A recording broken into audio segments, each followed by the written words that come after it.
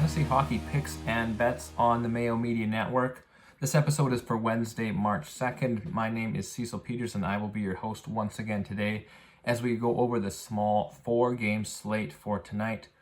Before we get started, please be sure to hit the like button as per Mayo Media Network policy, wherever you're listening and or watching. And if you are on YouTube, please leave a comment there as well. And of course, make sure you are subscribed to the Mayo Media Network on whatever platform you are listening or watching this on. As I mentioned, only 4 games on the ice tonight after a busy 9-game slate yesterday. We have the Sabres in Toronto to face the Leafs. We got the Blues in New York. They are playing the Rangers. Los Angeles is in Dallas and Nashville is in Seattle. No teams that are playing today were playing yesterday, so nicely there are no back-to-back situations to worry about here on this slate. First game of the night, as mentioned, is in Toronto. We got a heavily favored Toronto Maple Leafs team at minus 425 over the Buffalo Sabres. Buffalo plus 320 on the money line. These lines are from DraftKings Sportsbook. They're the opening odds. They generally change quite a lot. They change pretty quickly sometimes as well from their opening line. So what you see might not be what I have to go with here, but that's what I got. So we will roll with plus 320 for the Buffalo Sabres and minus 425 on the Leafs. Toronto heavily favored for good reason. It's really hard to convince yourself of any outcome that isn't a win for the Leafs. The only concern for them recently has been the goaltending. Despite some of the massive goals against totals, they've actually been playing pretty solid team defense overall. So I'm not worried about the actual way the team's playing. It's just been Jack Campbell and Peter Mrazek have both had some pretty bad starts, especially Jack Campbell. He's never been a starter before. This is his first full year being a starting goaltender for a hockey team. So understandable that he kind of has a little bit of a mini slump. He might be getting tired, just kind of getting worn out. More concerningly, maybe he's just not the goalie he has shown earlier this year. Whatever it is, the Maple Leafs are going to hope to get that rectified here. Peter Mrazek is a fine and capable backup, but he's also not a guy that I would want as my number one heading into the playoffs. For the purposes of today, though, either one of these guys is fine against the Buffalo Sabres. I'm not sure yet who gets the start. My guess would be Jack Campbell, but maybe they choose to give him a rest and give Mrazek back-to-back starts after he beat Washington a couple nights ago.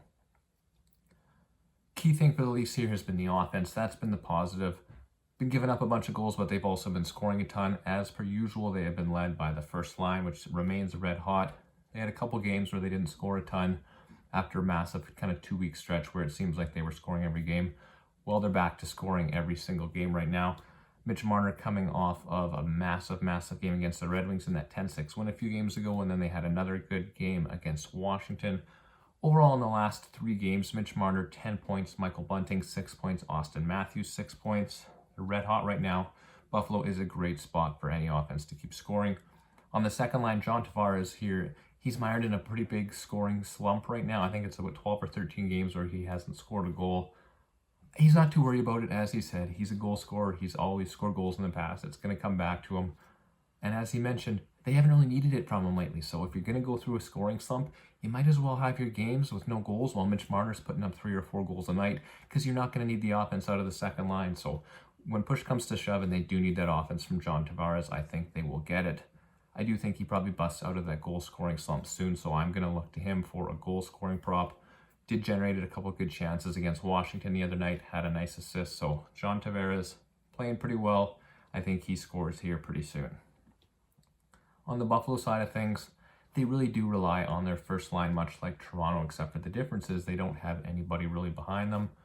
Tage Thompson, Jeff Skinner, and Alex Tuch, all guys that put a ton of pucks on net. Skinner and Thompson in particular have been the shot prop guys lately. A couple weeks ago, it was Alex Tuch that was hitting his every night. Lately, it's been Thompson and Skinner.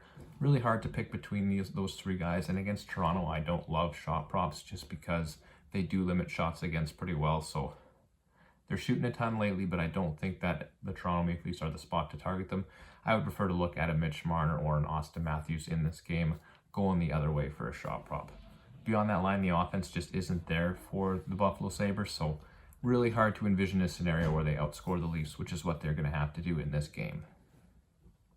Next game on the night is in New York. We've got the St. Louis Blues at minus 130. The New York Rangers are plus 110. Slight home underdogs with Igor Shesterkin once again getting the start for the Rangers. He took a game off for them and they lost big to the Vancouver Canucks. He will be back on the ice tonight for this game. He's just been outstanding lately. It seems like getting 2 goals against him is about the most that any team can hope for. Makes it really, really hard to bet against the New York Rangers. But as I often do, I'm strongly considering doing it once again today. On the ice, I think the Blues have the high-end talent to match up with the Rangers. And they're much deeper. They can roll the 4 lines. They get scoring from everybody. So the Blues on the ice are a better team than the New York Rangers, in my opinion. They're just really balanced. It seems like somebody new is hot every kind of week or two. Earlier it was Pavel Buchnevich. He was playing really well. Robert Thomas piling up assists. Vladimir Tarasenko's had a hot streak recently. Lately it's been David Perron. He cooled off for about a month. He scored a bunch of goals recently. He got a couple in their last game. I expect him to keep it rolling. He's kind of a streaky guy.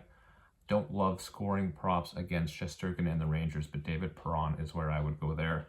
Him and Kyrou have both been kind of doing the scoring lately. I think Kyrou has 3 goals in his last 3 games as well, so that's taken a little bit of pressure off the Buchnevich-Tarasenko duo, who are so hot for 2 or 3 weeks there.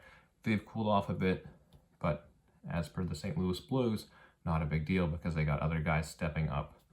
And on the New York side of things, they're going to try to put some offense up against either Ville Husso or Jordan Binnington. Both of those guys in net for St. Louis have been actually really good lately. Binnington was so bad for a couple months there. His last 2 starts, 1 goal against and a shutout, both wins. So I'm not sure who they start in this game, but for once it doesn't really matter as both of the goalies for the Blues are playing really well. Alexis Lafreniere is my main target here for the Rangers. He's been playing on the first line with Mika Zibanejad and Chris Kreider. Lafreniere is a young player who's kind of struggled to get going, but over the last couple of weeks, he's really playing well on that line. He scored against the Canucks last game, playing more minutes, playing with more confidence.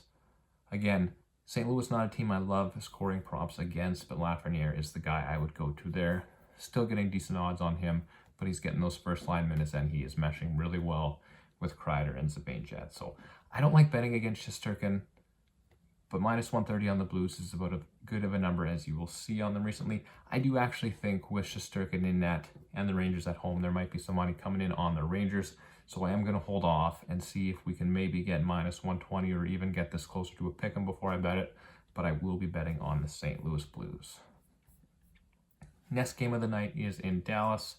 This is a really tough one for me to predict. Los Angeles Kings plus 125, Dallas minus 145. LA got absolutely whipped by the Bruins last game, ending their 5-game winning streak with an ugly 7-0 loss. They were kind of out of it right from the get-go. Jonathan Quick let in an ugly goal to Jake DeBrusk early. Ended up getting down 2-0 by the end of the first. By the end of the second, they were down 5-0. So they just never really got anything going. They were out of it right from the hop. The second line of LA with Philip Deneau, so good for so long, playing so well defensively. They just really weren't a match for the Patrice Bergeron, Jake DeBrusk, Brad Marchand line. Those guys scored 3 even strength goals against them. So it was a tough night for that line. I think they were minus 4 overall. I do think they'll bounce back. Now they're on the road playing Dallas. They'll probably avoid the Rupe Hintz matchup. So look at the depth lines of the Dallas Stars. They should get back on track. Top line of Adrian Kempe, Alex Iafallo, and Anze Kopitar. They weren't their best against Boston either, but against the Boston Bruins, a lot of teams kind of ran into that issue. So Adrian Kempe, probably my favorite shot prop target in this game. He had another 4 last game, even against a tough Boston defense. He's shooting it a ton right now. So I'm considering betting on the LA Kings at plus money, but probably the safest bet on the slate here for me, Adrian Kempe over 2.5 shots. On the Dallas side of things, the only line I really trust right now is Hintz, Robertson, Pavelski, especially at home. They will probably avoid the Deneau line, which is good, but they're probably going to end up having to play against Anze Kopitar or some. So the matchup is not great. I usually target 2 or 3 of those guys on that line for shot props, but against LA, it's very rare that I take any. So no shot props for me on the Dallas end of this game because LA just doesn't allow enough shots. Minus 145 for Dallas is just a little bit too much. They're just too inconsistent. Really looking strongly at the plus 125 on LA. Probably not going to decide on that one until closer to game time once I know who is starting in net for each team. And the last game on the night, 2 teams that I do struggle to get right, but logic in this one kind of leads me to an easy bet. The Nashville Predators minus 170 over the Seattle Kraken. As mentioned, these are the opening lines. I do think Nashville will be minus 200 or worse, so that would lead me to a bet on them to win in regulation. Kraken are just flat out brutal right now. They've lost their last 7 games. Probably should have won their last game against San Jose. As per usual, they just didn't have the scoring punch to take advantage of all the shots they generated. They made James Reimer in the Sharks' net look like vintage Patrick Waugh. He's clearly not that. They just don't have the ability to put the puck in the net. Only 2 players on the entire roster have more than 1 point over the last 3 games. There just isn't a lot to love. On the other side, Nashville's last game was the home loss in the outdoor game to Tampa Bay. Can't read too much into that. It was the outdoor game, lots of stuff going on outside of hockey, and you can't really judge a team for a loss to the Tampa Bay Lightning. They pretty much beat everybody. So Philip Forsberg leading the offense for the Predators. I like him to go over his shot prop. Seattle used to be a team I would avoid for shots against, but they've been allowing a bunch more lately. So Philip Forsberg to score, Philip Forsberg to go over his shot prop. And then if you can get minus 170 or minus 180 on Nashville, I don't mind that bet. Anything deeper, I'm probably moving it to a bet on them to win in regulation. So we got the Predators to win in regulation, one of those 2 bets. We potentially got LA to win depending on the goaltending matchup there. If Jake Ottinger gets the net for Dallas, I'm less interested in it. He's been really good lately, so not 100% sold on that one. Gonna bet on the St. Louis Blues, hoping for a good number there.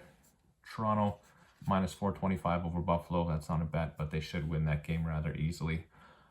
Couple to score props. We're going to look at John Tavares from the Toronto Maple Leafs. Michael Bunting's been hot lately. If you can find anything better than plus 200 on him, I would go for that as well.